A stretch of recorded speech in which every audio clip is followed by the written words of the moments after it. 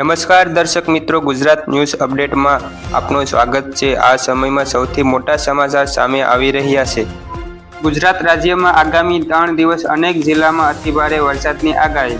40 થી 50 કિમીની ઝડપે પવન ફૂંકાશે। તો મિત્રો, બીજી વાત કરવા જઈએ તો ગુજરાતમાં એકસાથે વરસાદની 3 સિસ્ટમ એક્ટિવ કરવામાં આવી છે। 8 જિલ્લામાં રેડ એલર્ટ આપવામાં આવ્યું છે।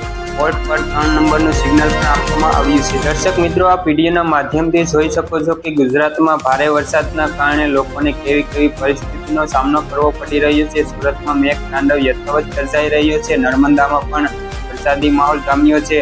આશરે અડધા પૂર્ણ ગુજરાતમાં ભારે વરસાદની આગાહી જાહેર કરવામાં આવી છે। મિત્રો, બીજી તરફ વાત કરવા જઈએ તો અમદાવાદમાં તંત્રનો મોટો પર્દાફાશ થયો છે। અમદાવાદ સિવિલ હોસ્પિટલ પાસે તંત્રનો અખતરો આફત બન્યો છે। લાકડા રોડ પર ડિવાઇડર એમ્બ્યુલન્સનો ટ્રાફિકમાં ફસાય તો તેનો ભોગ માસૂમ જનતા ભોગવી રહી છે। ભારતના 2 રાજ્યોમાં મોટી દુર્ઘટના ઘટી છે। કેરળની વાત કરવા જઈએ તો વાયનાડમાં ભૂસ્ખલન અને રાજસ્થાનની વાત કરવા જઈએ તો રાજસ્થાનમાં વીજળી પડતા 8 લોકોના મોત નીપજ્યા છે। અમદાવાદમાં સ્માર્ટ સિટીની કામગીરીની ખુલ્લી પોલ। પહેલી જ વરસાદમાં સ્માર્ટ સિટી અમદાવાદ ભુવાનગરી બની। એએમસીની પ્રી મોન્સૂન કામગીરીથી ભૂસ્ખલન જેવી સ્થિતિ સર્જાઈ।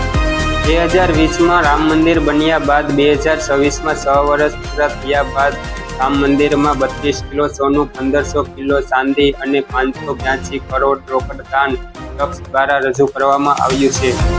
અમદાવાદમાં ડુંગળીના ભાવ આસમાને પહોંચ્યા છે। છેલ્લા 1 મહિનામાં ભાવમાં તીવ્ર વધારો થયો છે। વરસાદના કારણે વાવેતર પ્રભાવિત થતા ખરીદ ભાગ મોડો પડશે। ડુંગળી 1 મહિનામાં 40% મોંઘી થઈ, હજુ પણ ભાવ વધવાની શક્યતા છે।